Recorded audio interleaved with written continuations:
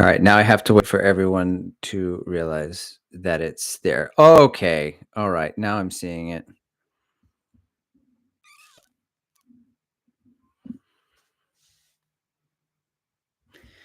All right. We're on.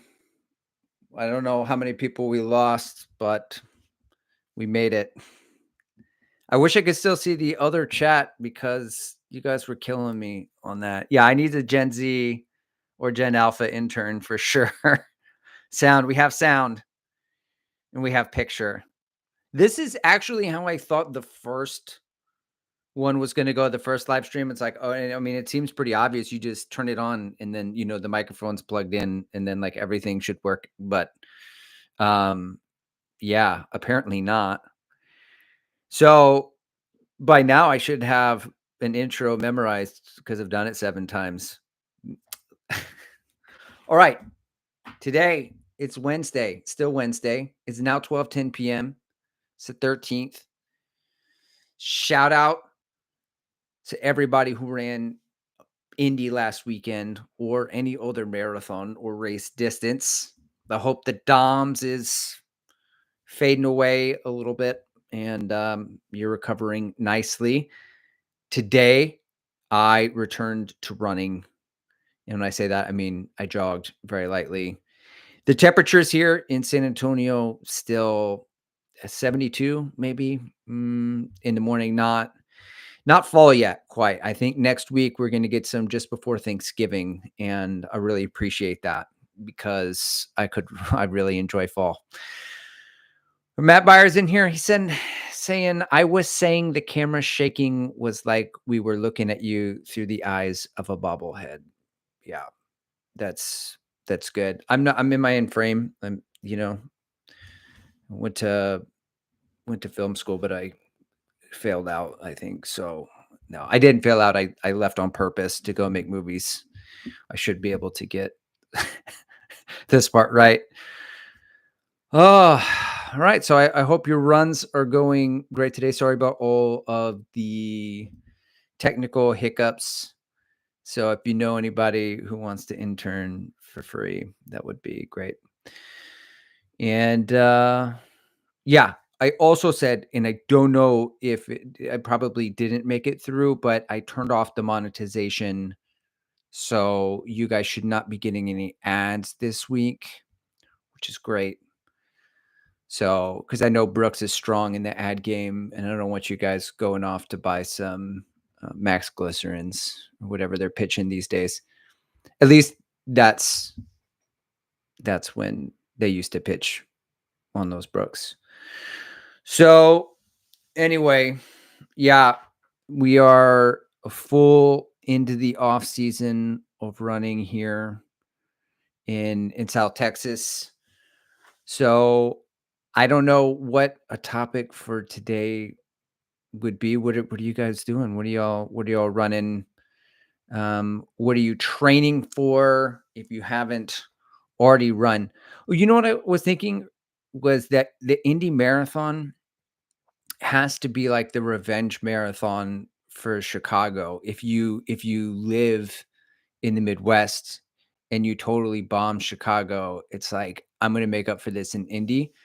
And then I started thinking, like, what are the other marathons that are revenge marathons? So for Houston, my revenge marathon was the Woodlands, and that's about 6 weeks away, and the Woodlands is just on the north side of Houston. And then I think I saw someone run the Frankfurt Marathon. I was like, "Is that the revenge marathon for Berlin?" Seems like it didn't go too well. Then you've got your backup stashed. So, um, yeah. So Jason Horner says, "But now I won't see my A6 Nimbus 26 ad." Okay, A6 is strong in the ad game on the 26, guys. I don't think I've ever run in a Nimbus. Almost every other A6 shoe. I I'm thinking I really want to get the Nova Blast 5 because I kind of like the Nova Blast as a soft cruiser. Like the first one, I liked it because I could pick up the pace a lot. But is it like couldn't afford the Super Blast 2, so you get the Nova Blast 5? Sign me up. Jason Horner says, "Who's gonna be at CIM?" My man MK and the whole All Heart RC squad's gonna be there. Definitely looking forward to tracking everybody on that one. That's how I spend my Sundays on the big majors. It's like everybody, Strava friends, and everybody just like watching little icons move through the map, going, yeah. All right. Did 5 miles today in Orlando heat, trying for a hot chocolate 15K next month, then a half marathon in February. Yeah, you're probably in the same boat in Florida, I imagine, as Texas, maybe a little bit more humid and hot there. You can run for like December, January, and February. That's it. You get like 3 months of good running. So when I end up moving to Chicago, I don't know when, but probably when the kids are a little older, just so I can run in 4 seasons. Ryan says, "How do I find meaning in life without a race on the calendar? Am I just supposed to go outside and enjoy life?" Perhaps, perhaps. Or, like if the race is so far away, Boston is 5 or 6 months away. I don't know. I should know that, but that's my next race, and it's so far away that I can't start training for it. So I'm in the off season. So I'm trying to get all amped up about losing a couple of pounds from all the hot and readies and the Laffy Taffy and the muffins and bagels I eat daily. So and just focusing on my mobility and on all that, trying to get excited, like pretending it's like training, but all right. Stevie 76 says USADA will start testing Matt Fox. He ran Indy. He PR'd. He already put out a video. They're so quick. So on my front, I am gonna try to make a video for Sunday, and I'll keep doing these live streams on Wednesdays. I wrote another funny short story, or I've been editing one that I wrote a long time ago. That's gonna come out on Thanksgiving on Substack. You'll have to read. I know it's quite taxing, but it's right. I think it's really funny. I'm going to maybe take more time to create not more professional, but more polished content rather than just me talking for an hour and a half every day about shoes or running or whatever. I don't have a whole lot of time as a content consumer for a lot of those long form content. And so I've been digesting a lot of shorter form or like 5 minutes to 7 minutes. And I put those in the queue, and that's kind of what I want to make. So there's that. Andrew Escobedo's in here, says, "I'll be at CIM." All right, Andrew. Yeah, you got to leave that Minnesota weather in December and go over to California for sure. I don't know how you do that. Just Jared's in here. What's up, Jared? Just Jared has a channel and you should subscribe to it. He does shoe reviews. He says, "What's your weekly mileage going to look like in the off season?" Well, I'm not putting a cap on it, or I'm definitely not going to overdo it. And I'm just trying to focus on body recomposition and doing a lot of core. So I'm doing core every day. Core is the main thing I'm doing. So like I got faster running by running a lot, but I've never respected core fully. It's kind of like I go to the gym maybe once a week, maybe once a week. At the end, I do some ab exercises and I'm like, oh, I worked my core. But I'm doing core every day. I'm doing follow along things with like 10 minutes, 15 minutes. Destroyed. My body is destroyed right now. So I'm focused on kettlebell swings as well. A little bit baby plyos, like plyometrics 101, just broad jumps, pogos, nothing too crazy. because I'm trying to lose a couple pounds, that is unnecessary, and I'm in a slight deficit. I don't want to put too much stress on my shins or on my bones because that's how people get stress fractures. So I am going to jog just to keep an aerobic base. I got hopped on the assault bike and easy. I know it's an oxymoron, assault bike, just easy for cardio. So it's for like health purposes. There's no training intention in the off season, which may only be 4 or 5 weeks. And then in December, I'll start training for the Austin International Half, and that'll be structured, and then I'll be eating maintenance and being able to get into some plyometrics fully at that point.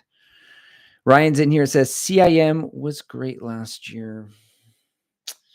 That's on my bucket list. It's one of the races that I want marathons, the marathons. Grandma's, I don't think my wife's going to want to travel with me to that one.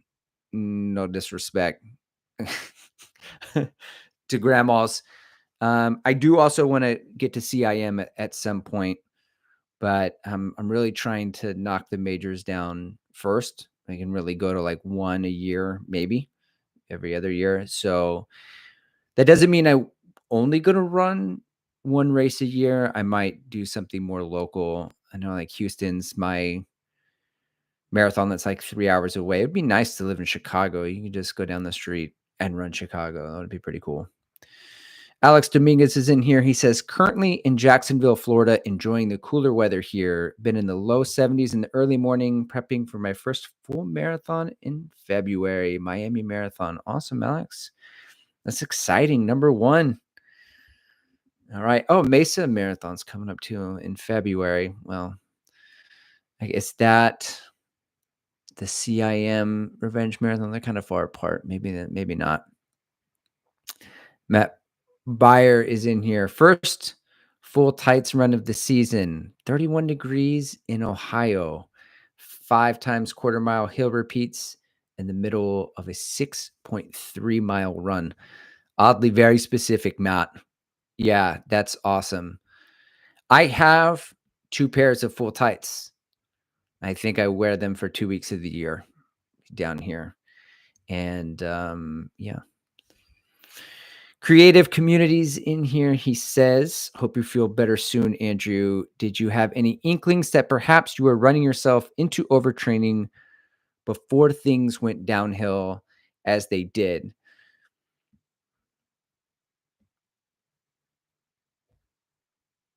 Hmm,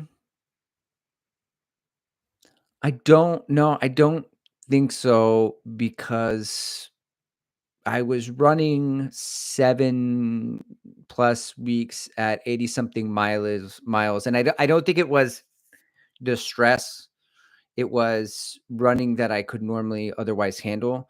It was a lack of rest, and I wasn't resting as much as I had been, and I tried to work in some doubles, but when things get a little bit sore and I might feel something in the like Achilles, I would go to the gym and I would strength train and I would feel better and all would be well.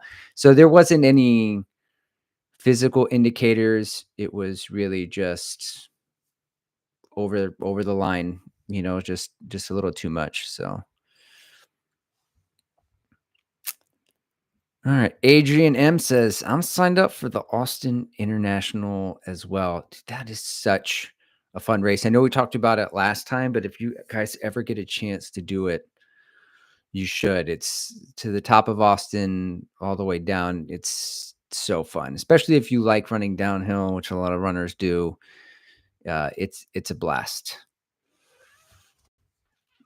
All right. Matt Beyer says specifics or the name of the game when you're an engineer. Well, awesome, Matt. I didn't know you're an engineer. I'm trying to get away from the data a little bit. I started that trend when I started working with Matt Fox. A lot of the stuff is by feel. So I want to generally keep an eye on pace, but just like run by those efforts, especially because they say for every day that you miss, you're gonna need 2 days of running to kinda catch up. So, I had a week where I didn't run really leading up to the marathon, there was, like, a 3-mile day and then, like, a 5-mile day, and I basically just quit running before the race that week. They're very, very minimal, and then 2 plus weeks without it. So, I'm looking probably at 4 to 6 weeks of running before I get back into a decent shape. So I've got a long road ahead of me. So not I'm gonna run easy for 3 weeks, just all working myself back in. And then in December, when I start training, I'm also gonna ease my way back in. I'm sure I'll do the classic 1 minute on, 1 minute off, just get the legs moving kind of thing. But I would probably get discouraged if I look at paces in the next couple months. So I'm not even gonna look at it. So all right. Nishite says, "Did your watch tell you you were overtraining?" It didn't. This is it said I was producing, I was putting out numbers. I was it did tell me detraining after a little while, but no, it the watch Garmin, maybe if I had a Coros, everyone else has a Coros, and they all do those fitness tests that look fun, and the battery life lasts long, but not gonna complain. I'll have this Garmin until it breaks. This is this like second band I've gone through. I don't know how you break a band, but I did it somehow. Forearm strength. All right. Creative Community says, "Man, that sounds super frustrating. Live and learn, I suppose. Learning how to tiptoe close to the line." Yeah, I'm a risk taker in general, and I don't mind going over the line or making mistakes because that's how I learn. I would rather do that than not know where it is. Certainly, it sucks, but I'm I'm okay with it. So it'll be exciting to get back to a good amount of fitness without overdoing it. So all right, Matt Byers in here says, "I enjoy running by feel as well. Really only pay attention to pace when I'm trying to run specific workouts with a dedicated target pace." Yeah, that makes a lot of sense. Um, you gotta hit those splits. So I don't know if we lost anyone in the second live stream. I have to go delete that other. I have to go delete that other live stream. All right. Let's see.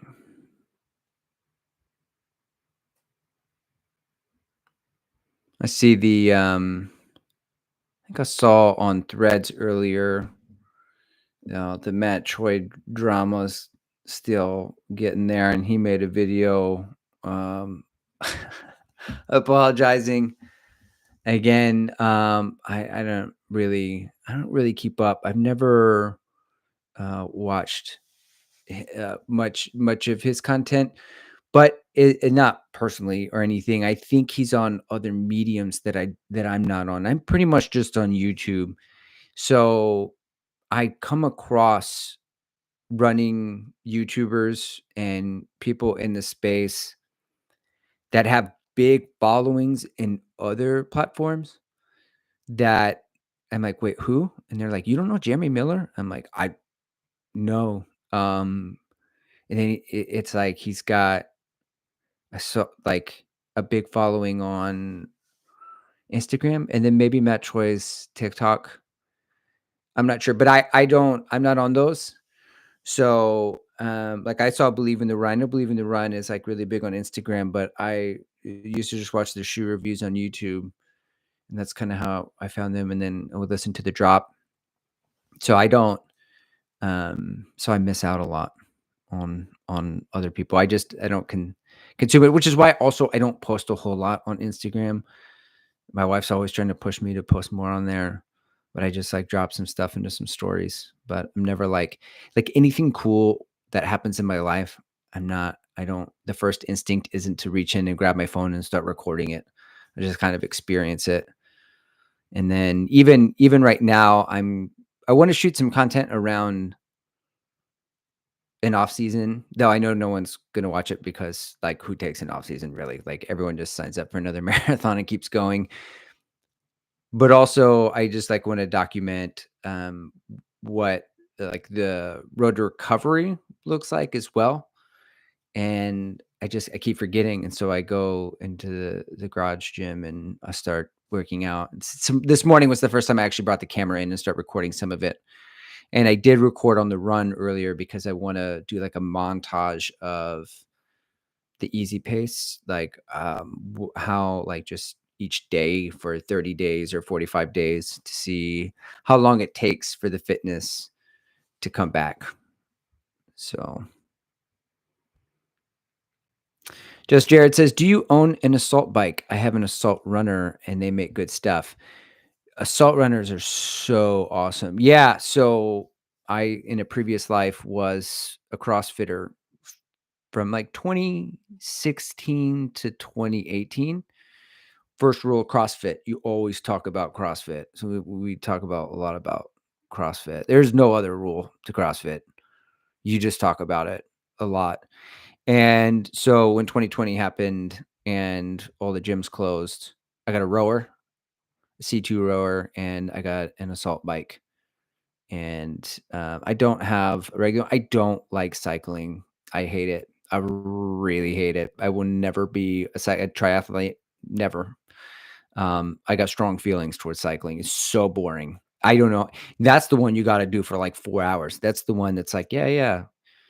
There are no limits. There are no limits, no physical limits. You can just bike for your entire life and just 40 hours a week. I don't, no thanks. Don't want to do it.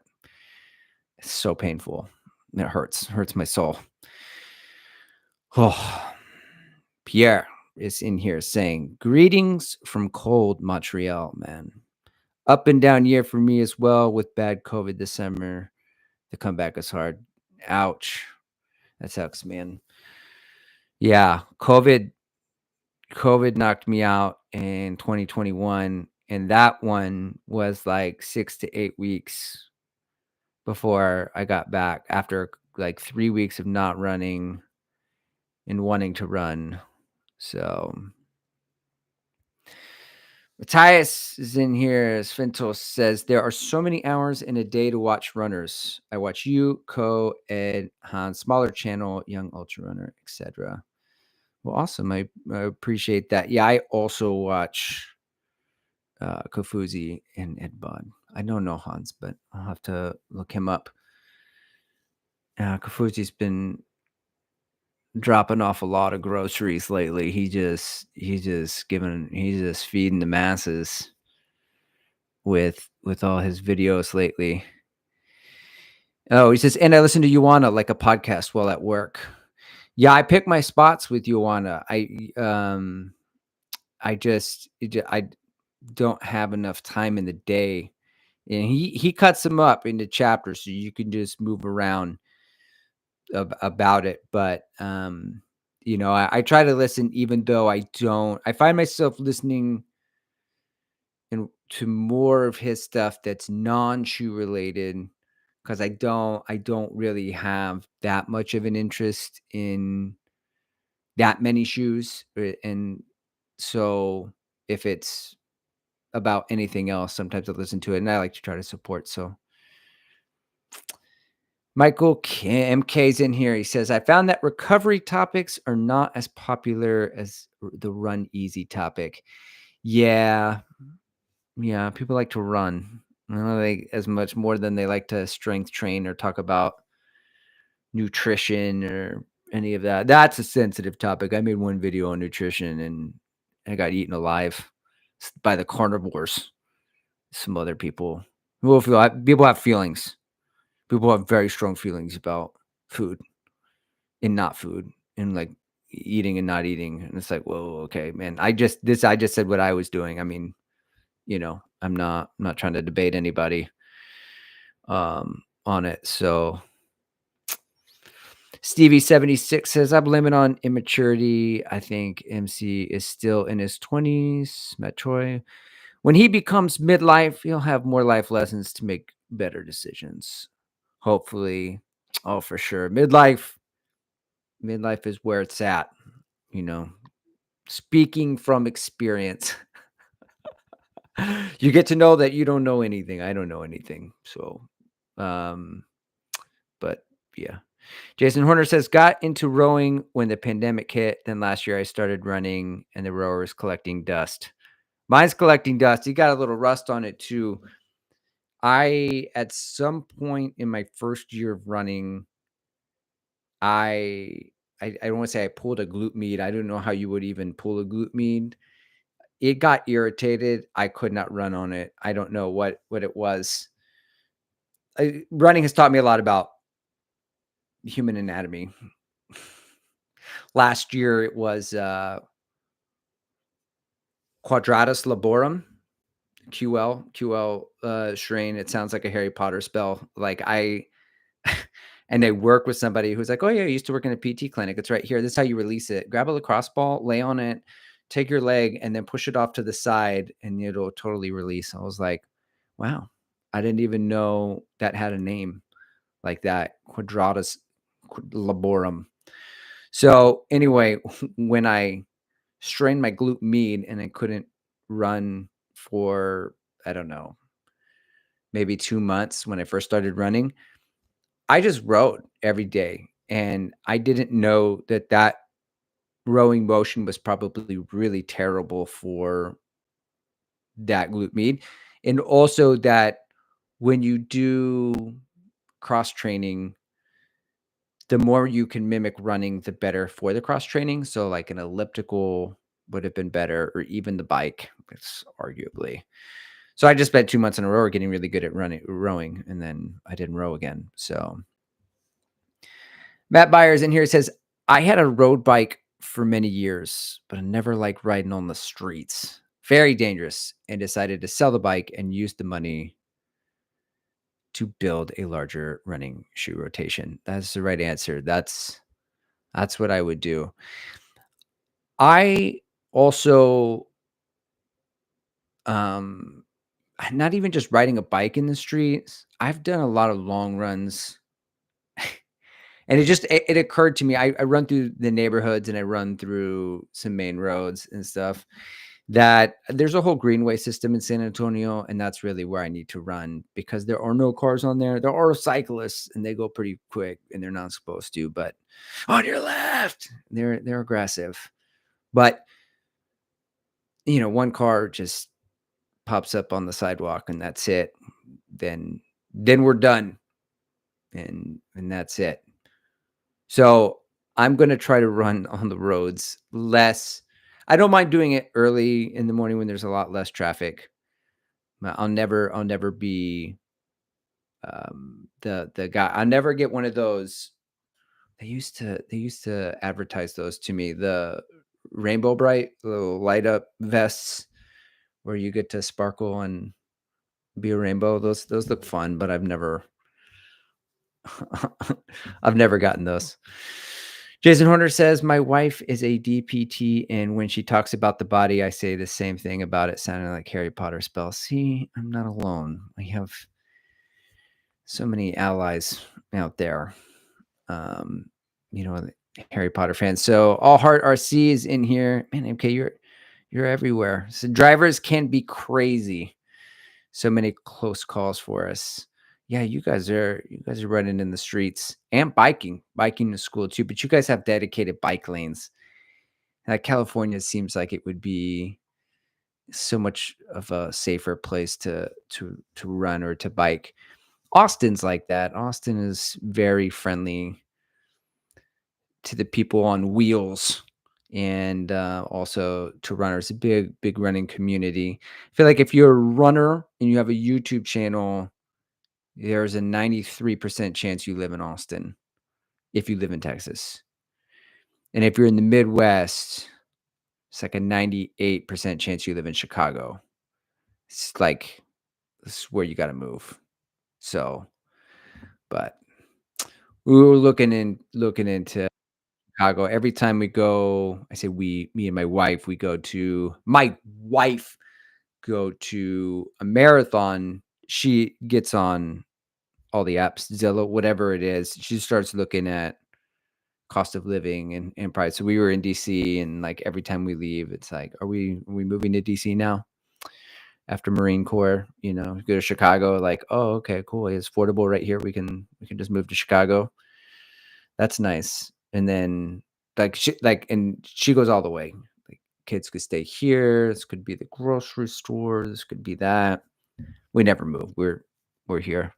There's a lot of support here as well. So I don't think we're gonna move anywhere. It's insufferable as this weather is, and we don't really get many seasons. I'm stuck running in it for the foreseeable future, until it cools down. So, Pokey Run says, so for the next training block, how are you going to reduce overtraining? Just not do doubles, stay with this prescribed plan, not increase volume too much too fast, get more sleep. That's a really good question. And I have thought about this because I like to learn from my mistakes. And yes, to following the plan. So I'm not going to add any more because the thing that's kind of crazy is I just followed the plan when I started working with Matt at the beginning of April. And I would finish the workout and be like, yeah, that was hard. Now I feel pretty good. And then it's just getting faster. It's just getting faster. And it felt really balanced. And in the back of my head, I would look, and it was just running by time. So the mileage wasn't like prescribed mileage. So I would, at the end of the week, I could look on Strava and say, oh, I ran 53 miles that week. I ran 42 miles this week. I ran 47. I ran whatever. And part of me was like, okay, well, it's okay because I'm just doing 5K, 10K training. That's plenty of mileage for that. It doesn't, I just need to focus on the workouts and the speed, and that's just what I'm doing.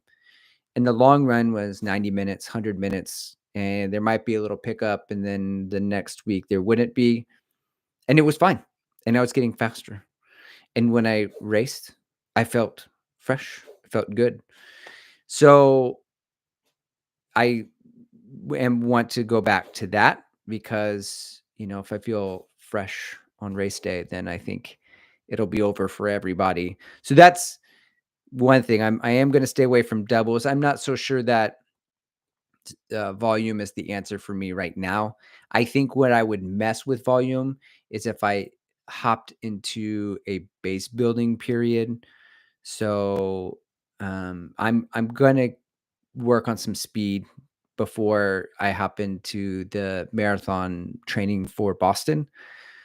But over the summer, I might work on the aerobic capacity. And for me, a base build is like, how much mileage can I run? It's all going to be easy so the body can handle more of it, but just like pushing my volume to the limit. But I don't think that it is good for me to try to do that in training, especially because I'm doing those workouts and I can't handle that volume and that intensity no matter the rest. I would just need more rest to be able to do it. So I'm going to stick to the plan. And I do sleep already a decent amount, but I'm just not going to add in all those doubles.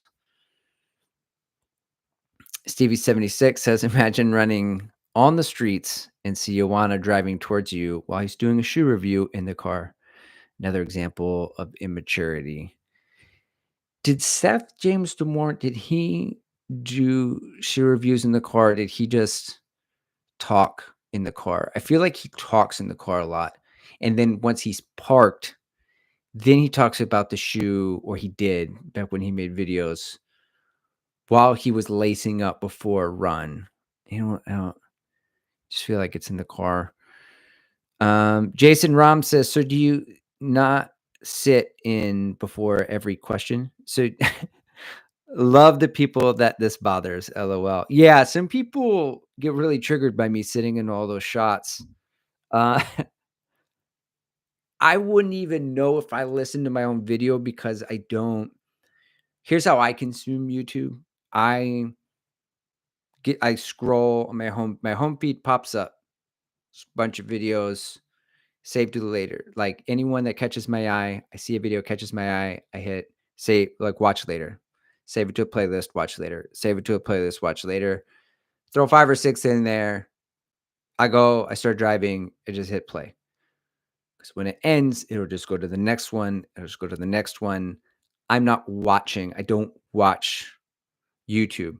There are certain creators that make stuff that you need to watch, like a Fuzi, especially if he does like a runner's weekend or something. Like it's not just like a live stream. You got to watch it. Some Flowberg material, like you got to watch it. It's meant to be like so, and then they'll put text up. There's stuff going on. Otherwise, you're just listening to music. So those I'll watch at a different time when I actually have time. Most of the time, I'm just listening. So it's trippy to me when people are like, "Yeah, we quit sitting in the shot." Like, really bothers them. I'm like, "You watch it? You were actually watching this?" I thought people just listen to YouTube because I'm just projecting, that. So, Jason, last week I did sit into some shots before some questions, but no, we're going to be moving away from that. I am trying to. I said this earlier, but I'm trying to create stuff that's a little bit more polished and not just me sitting into a million shots, talking head all the time. Stephen B.O. is in here. He says, as an old competitive rower, I enjoy using the rower to increase my cardio without the impacts of joints as running. Seems to work well besides the mental and physical pain it gives as well. Yeah. Rowing rowing a 500 really hard is it's more workload than running a 400 really hard, I think. Even though, like, in CrossFit, they would say, like, "Oh, you can't run? Oh, okay. So instead of doing this 15 deadlifts, 10 box jumps, and 400-meter run, then you can just do, this the deadlifts, the box jumps, and then row 500." I'm like, "Oh, those are not equal. We should not be doing that." Johnson here says, "I'm doing 60 miles a week until the end of the year to hit my goal of 2,024 miles in 2024. That's awesome. That's some symmetry. And if you accidentally run 61, then you need to do 59. Whatever you need to do to even that out and end up in 2024 for the sake of it." Stevie76 says, "Yes, I called out SJD2, driving and holding a camera while he vlogged." Yeah, it's dangerous. It is dangerous indeed. Oh, Canada's representing here. Rob Thompson's in here saying, "In your early running journey, what did you do when you hit MAF plateau?" MAF. Assuming you did. If you didn't, please lie. What did you do when your pacing leveled off, etc.? So it did level off a few times, Rob. And what I did was I increased the speed work. So then I would go into speed. And the first time I did that, that's why I pulled my glute med. I don't know, whatever happened. That thing that happened because I did the Mapatone method for 2 straight months, and it was getting a whole lot faster running easy. My easy pace got a minute and a half faster, and it's like, now I'm gonna return to running. But when I was running easy doing the Mapatone method every day, I didn't do any dynamic warm-ups. I just walked out my door and I just ran. I'm like, whatever, I'm shuffling, I'm walking up hills when it's hot, like, this sucks. I'm not even really running, I'm jogging, I'm just got a little lean. So when I returned to speed, I just kinda did the same thing. I fell into the bad habit of not doing dynamic warm-ups or stretches. And like, whatever. That's how I got hurt. So this time when I returned to speed and the other times when I was plateauing, I would actually look at the volume of work that I wanted to run, and I would just do 5% speed work the first week, then 10% the next, then 15, and then I would max out at 20%.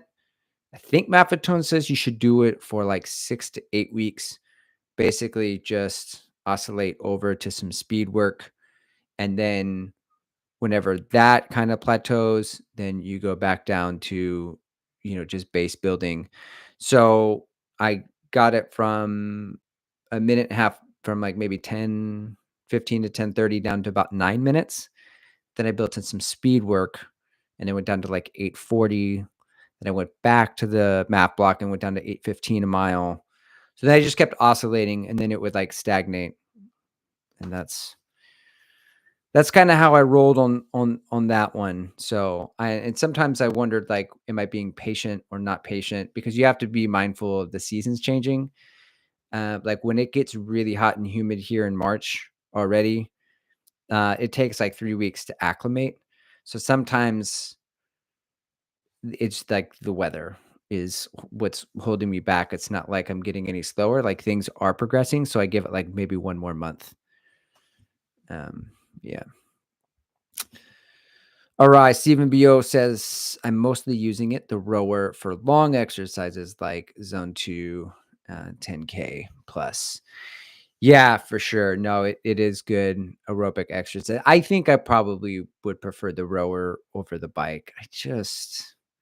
And me, guys, I don't, some people really enjoy biking. It just seems like a lot and it's expensive too. And then I feel like once you start that, you just start trying to talk yourself into a swim, and then everybody recruits you in whatever field they're in. So like CrossFitters, they talk about CrossFit. And you triathletes, they're like, yeah, come on. Like if you ever meet a Peloton person, you'll know. They'll tell you. And then they'll encourage you to join them on the journey, the Peloton journey. I've got a few friends that do Peloton. Love them, but I'm not going to be a Peloton guy. I know myself. Maybe like the Zwift or the Peloton if I lived in a place that was like really cold and it was snowing for 4 months out of the year, maybe. Chris Orr is in here, says, I'm late, but glad to make it to the live stream. Hope all is well with the recovery time. Thanks, Chris. I'm glad you could make it. It's good to see you. The recovery is going well. I would tell you guys the nutrition thing, man, salmon salads, it's not it. I mean, they're okay. I'm getting used to it. I'm eating healthier, but I'm trying to find a balance of low to moderate carbs that are also healthy. I guess the answer's fruit, but I'm just maybe still micro grieving processed sugar. Man, it's just like it's been a life full of donuts and pizza, but we're at midlife now. We can't just keep rolling these all the way to the end. At some point, gonna have to start getting in some vitamins and minerals and start eating healthy. And which is really crazy too, is like we're like nutrition. I said earlier, I don't want to make videos on nutrition too much. Stevie 76 is in here saying HEB haul for runners video. Yeah, that I go viral, 2 million views. Those who don't know, HEB is the grocery store of all of Texas and probably Mexico and the surrounding states. Like HEB is a juggernaut and is the best. But like on the nutrition front, like, I don't want to talk about nutrition content for the channel, but I do think like body recomposition is a way to get faster. And I talk to people about how to get faster on, that's like a question I ask people other coaches like MK, I ask Kafuzi, like that's something I'm interested in exploring because I want to get faster. And I think people watch channels like, oh, I'm in midlife too. How do I get faster? What levers do I pull? And so, like I weighed 115 or 20 pounds in high school. Like I didn't break 5 foot till I was 15 or 16 years. I was like the tiny, I didn't know, like the smallest little lightweight thing. Like I don't have a huge frame. So like I don't want to say like numbers like, oh, I used 150 pounds and really I could be at 130 and just like throw these numbers around and be like, well, that's too skinny. You can't. It's like, no, I eat donuts every day. I ate Little Caesars all the time. I eat terrible. When I'm losing weight in the off season, I want to say that it's unnecessary weight. It is, I was probably at 20% body fat. Like I could go down to about 10 or 12% and back to where I was, not high school, but the metabolism slows a few times there, in the 20s and the 30s, but something a little bit more responsible. As a consequence, you get faster because it's like they say 2 seconds for every 1 pound of weight you lose. But it's also like this topic where I'm not sure I want to talk about it too much because it's a very sensitive topic. Eating disorders, there's people who are very sensitive to it, but I don't think that's a reason to not talk about it. Probably all the more reason to talk about it in a healthy way. So that's in the off season. I'm focusing on that nutrition, eating healthy, losing a little bit of weight. I mean, honestly, cutting out all the processed sugar already puts me in a deficit, to be honest.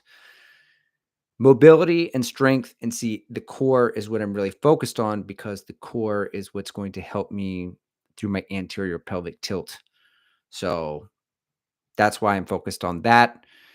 And then a little bit of strength. Like I said, I don't want to hop into plyometrics too much too soon because I am in a deficit, but I am going to get into some speed probably starting in December.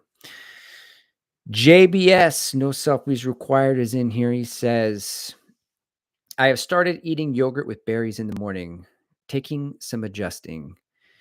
Bitter berries and yogurt should be a punishment out of Matilda.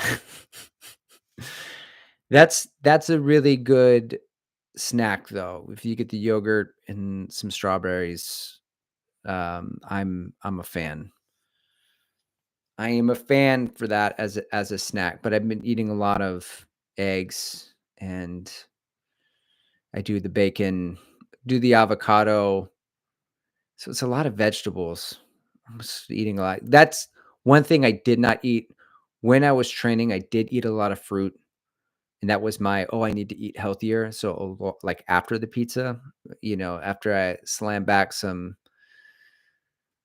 uh some hot and readies, then it was like then I ate a banana. No, we're good, but I think one thing that was missing was the vegetables, and now I'm eating a lot healthier. Pokey Run says, have you noticed any changes in your body weight not running as much, gaining or losing weight?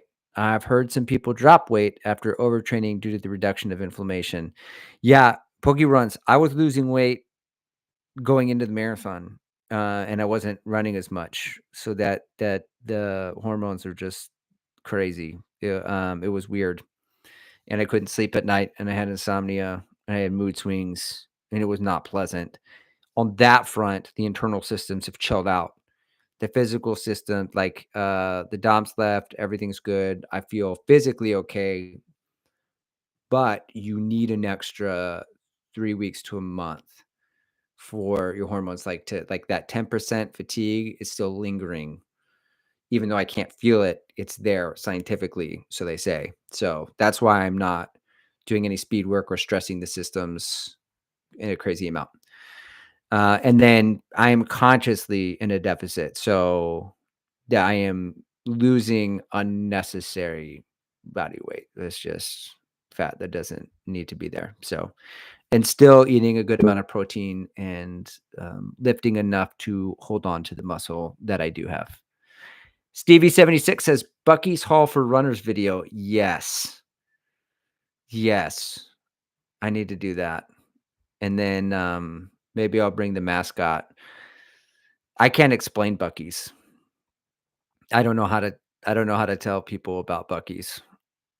It's like the roadside gas station where you can get a badass painting and like a pound of beef jerky, and it's packed. It's just so packed in there all the time. Um, an experience. It needs a video. JBS says it went from 220 to 190 over 5 years. Dude, that's awesome. 30 pounds over 5 years. I will say lastly, like on the nutrition front, I watch it's weird, like the algorithm, if you watch a certain topic, then it just starts flooding you with whatever. Like, watch one video on catastrophic implosion, and then that's boom, and then the Titanic works in there, and then 9/11, because they're like, oh, these big things that are happening that are tragedies. Like, they're just boom. Like, watch one chess video, Magnus Carlsen, and then like chess everywhere, right? So there's like these broad topics, and they always serve you. The algorithm serves you the biggest channels of those topics. So if I watch a thing on weightlifting, like, am I doing these fly pecs correctly or whatever? Then now it's Jeff Nippard and Mike Israetel, Athlete Next, and all these weightlifter guys just infiltrate the system here, and then I'll go down those rabbit holes and learn about lifting weights, even though I'm a wee man and I'm not that big. But one of the most interesting things that I learned from watching those channels, assuming they're correct, and these Dr. Mike Israetel, is that when you do a deficit, however long you're on the diet, to prevent a yo-yo, you need to do an equal amount of time. Is like a safe recommendation is an equal amount of time eating at maintenance calories. So, if like I'm eating at a deficit for 5 weeks, and then whenever I go into training, I'll be eating maintenance or slightly above it, and that'll even it out because your hormones need that much time to get used to your new set, whatever level set. You're like level setting wherever you are now. Like, this is me now. We're 135. No, actually, I was 151 for the last 3 years. And then now I think I'm around 140, 141, something like that. So it's working. Some of it's obviously a lot of water weight, because the low carbs that'll happen. So Joshua Hubbard's in here. What's up, man? He says your body also needs to adjust to whatever that new maintenance is. Yeah. Yeah. And your energy expenditure is less due to a lower body weight. Yep. Facts. Facts. So that's a good place to end it. So we'll do this again next Wednesday.